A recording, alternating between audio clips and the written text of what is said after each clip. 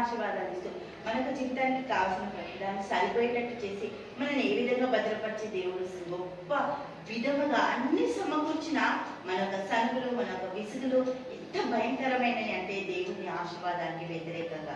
హల్లెలూయా, దేవునికి మహిమ కలుగుతుందాక చూద్దాం. ఎంత కొత్త నిబంధనలో సనుగులు కూడా దేవుడు అంగీకరించట్లే, వద్దంటుడు.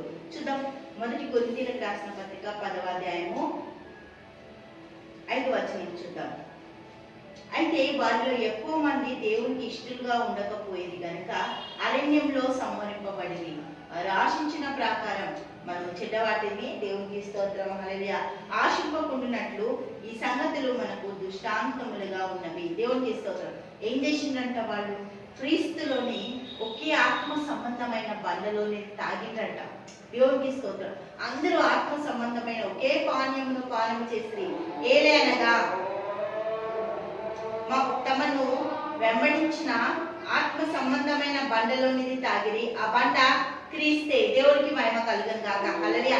ఏదైతే దుష్టుల అధికారాలు చీకట్లో పనిచేస్తున్నాయో వాటన్నిటి నుండి దేవుడు మనల్ని ఎంతో గొప్పగా అద్భుతంగా ఆశ్చర్యకరంగా మనల్ని బయటికి తీసుకొచ్చి మనకి కావాల్సిన ప్రతి దాన్ని సమకూరుస్తూ దీవెనలతో ఆశీర్వాదాలతో అన్ని రంగాలలో సమకూర్చి ఆ సమకూర్చిన జీవితాన్ని మనకి ఇచ్చినా కూడా సనుగులతో దేవుని ఆశీర్వాదాలకు వ్యతిరేకంగా మాట్లాడుతూ వ్యతిరేకంగా దేవుని పనులు చేస్తూ హల్లెలూయా దేవునికి స్తోత్రం వ్యతిరేకంగా దేవుడు వద్దన్న వాటిని మన జీవితాలలోనికి అనువదిస్తూ చూద్దాం. 10వ వచనం 10వ అధ్యాయము 10వ వచనం.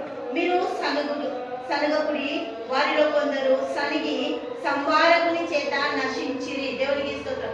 ఎందుకు మాకు ఈ ఆపదలు, ఎందుకు మాకు ఈ బాధలు, ఎందుకు మాకు ఈ డిస్టర్బెన్స్ అంటే సంవారకుని చేత వాళ్ళు సంహరించబడ్డారట. ఎందుకు? సనిగి. దేవునికి స్తోత్రం. సనగడము దేవుని దృష్టికి దేవుని ప్రజలకు సబబు కాదు. దేవుని ప్రజలు ఎక్కడ సనగడానికి దేవుడు అవకాశం ఇవ్వట్లేదు.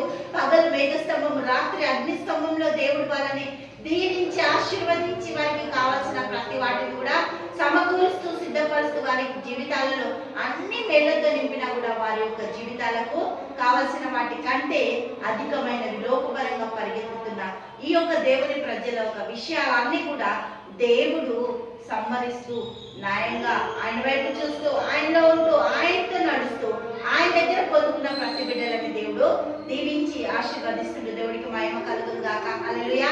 తండ్రి యేసయ్యానికి వందనాలు, స్తోత్రాలు, గొప్పది, అద్భుతకర, ఆశ్చర్యకర నీకు స్తుతులు స్తోత్రాలు చెల్లిస్తున్నాం తండ్రి. నీ బిడ్డలందరినీ దీవించి ఆశీర్వదించి నీ దయ దయచేయి. యేసు నామములో ప్రార్థిస్తున్నాము తండ్రి. ఆమేన్, ఆమేన్, ఆమేన్.